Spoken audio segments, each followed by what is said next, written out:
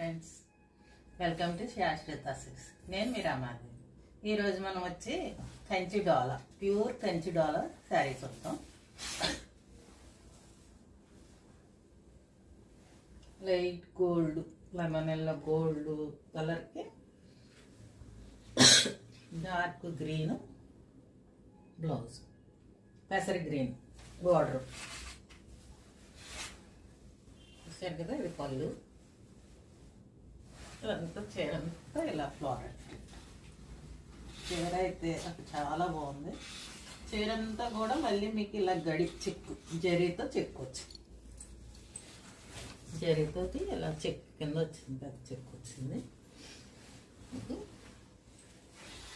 Blouse వచ్చి dark dry mehndi colour.